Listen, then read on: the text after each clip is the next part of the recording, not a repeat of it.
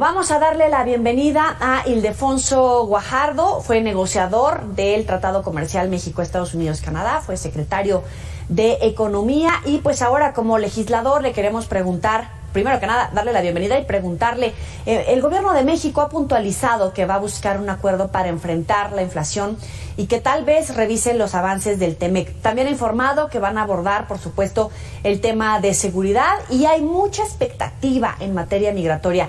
En realidad, ¿qué podemos esperar?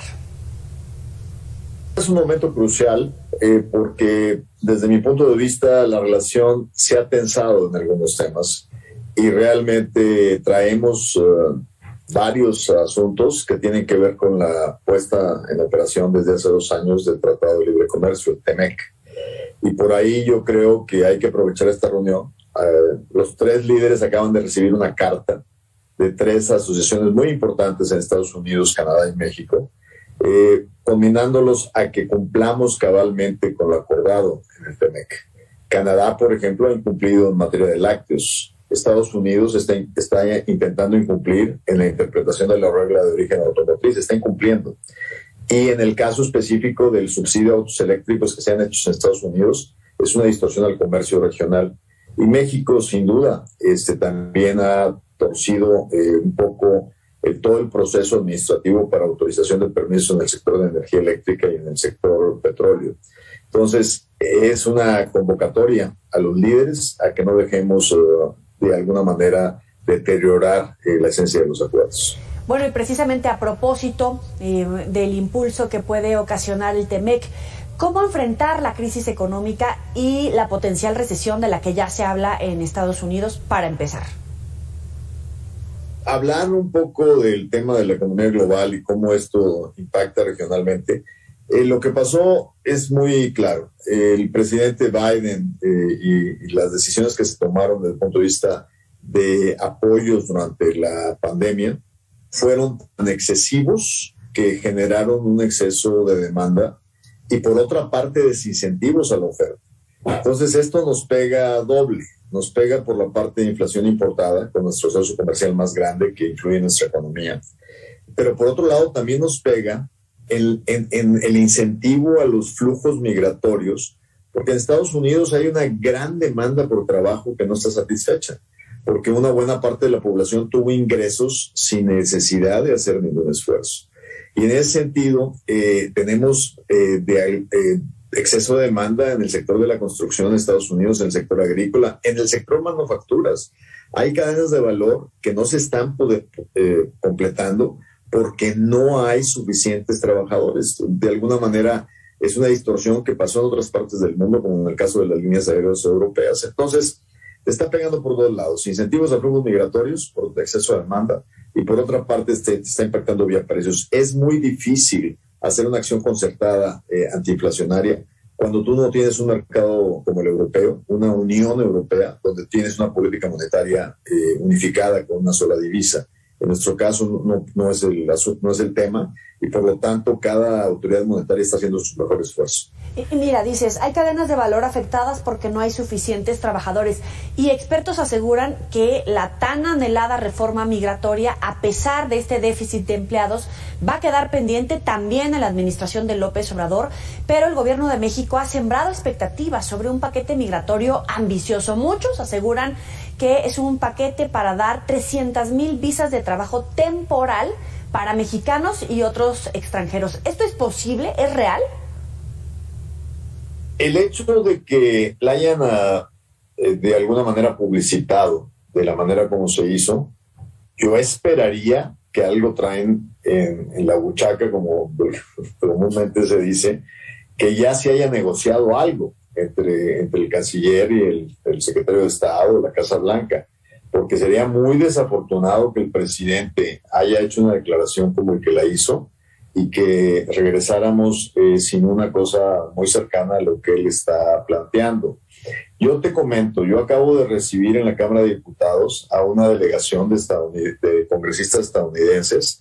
Lo recibió la Comisión de Relaciones Exteriores Yo fui de alguna manera el conducto y me acompañó el presidente de la Junta de la Comisión Parlamentaria de México-Estados Unidos, el diputado Torruco, y no me dejarán mentir, venían 2 demócratas y 3 republicanos. En este caso, básicamente puedes ver con una línea muy fina las visiones. La parte mexicana, todos los partidos, y posicionados por la diputada Amalia, que es una gran experta por haber sido embajadora de Zacatecas, les decíamos que lamentablemente el tema migratorio a nivel global no se puede resolver sin una política humanista de desarrollo y de oportunidades, que las causas son muy profundas y que tienen una serie de problemas de fondo. Y obviamente tuvimos la empatía de los demócratas, del diputado Correa, que es un diputado muy activo en los temas migratorios y que comparte nuestra definición, pero también nos platica pues, que ellos tienen, como sabemos, muchos años sin lograr un acuerdo migratorio en Estados Unidos.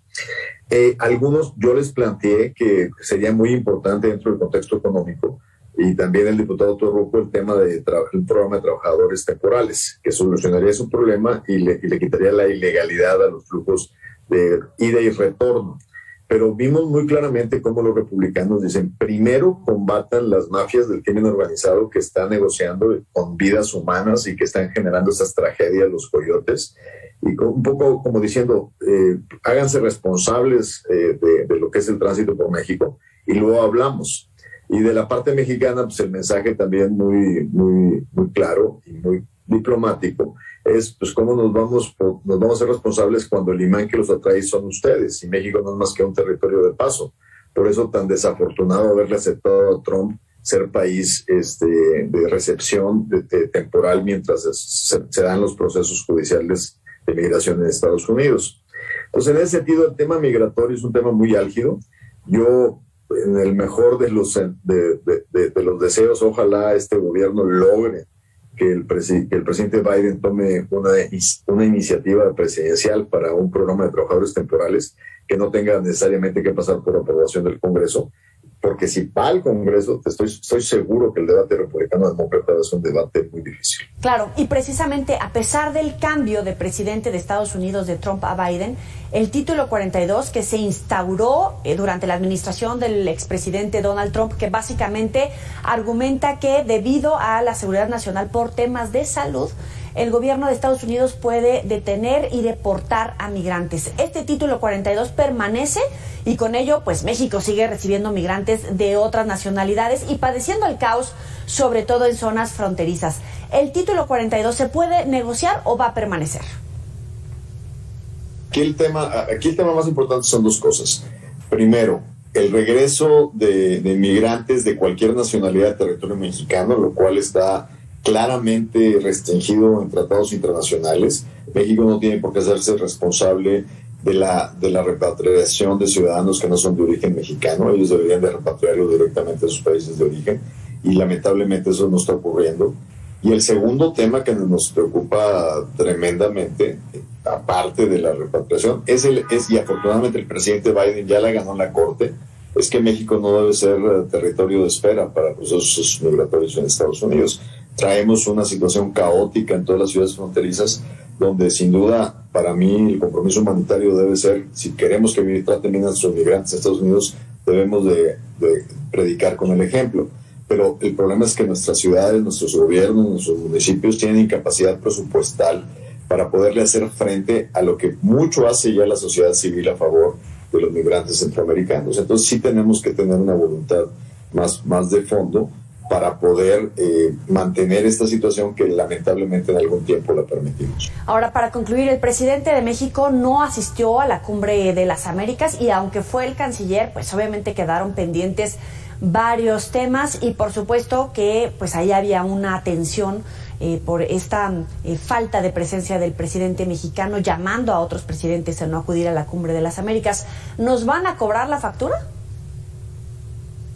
Yo, sin duda, creo que para el gobierno de los Estados Unidos la relación con México es una relación estratégica, y que si bien el tema de la Cumbre de las Américas es algo que nos tienen anotado, porque no solo no fuimos a la cumbre, sino que además fuimos activos en pedirle a otros jefes de Estado que no asistieran a la cumbre. Y en ese sentido, una cosa es pues decidir no ir y otra cosa es intentar boicotear una cumbre. Y yo creo que ahí sí dejamos lastimada nuestra relación de alguna manera. Pero en el caso de los norteamericanos tienen un pragmatismo tremendo cuando tienen claridad de sus objetivos. Hay demasiados temas de relevancia como para simplemente entrar en este tema de tuerzo la cara y te saco la lengua, ¿no? O sea, veremos. Yo creo que va a ser una reunión conociendo al presidente Biden de alta diplomacia. Yo creo que van a tratar de orientar a temas sensibles, importantes para ambas naciones. Y yo creo que para bien del futuro de México se debe empezar a plantear ya la ruta crítica para la revisión del Tratado de Libre Comercio que está obligada en el 2026 y que hasta ahora creo que vamos retrasadas las tres naciones en estar preparando ese encuentro de evaluación del TEMEC en el 2026 para mejorarlo, para transformarlo. No para renegociarlo, pero sí para tomar acuerdos lógicos que con la experiencia de 6 años nos van a permitir tener un tratado más efectivo y más productivo. Ildefonso Guajardo, como siempre, un placer platicar contigo. Nos quedamos con estos apuntes. Muy buena noche. Muchísimas gracias por la invitación y nos buscamos pronto para estar en presencia. Ahí lo tiene. Si quiere recuperar esta y otras entrevistas, lo puede hacer a través de las redes sociales y en los próximos espacios informativos. Mañana no se pierda la cobertura de Mega Noticias, precisamente sobre esta cumbre presidencial entre el presidente López Obrador y su homólogo estadounidense Joe Biden, así como el análisis, los ángulos, sobre todo en el tema migratorio, si realmente México puede aspirar o ya se quedó en el tintero la famosa y tan anhelada reforma migratoria, el título 42, por supuesto el tema comercial y por supuesto también el tema de seguridad. No se pierda mañana este tema aquí en Mega Noticias.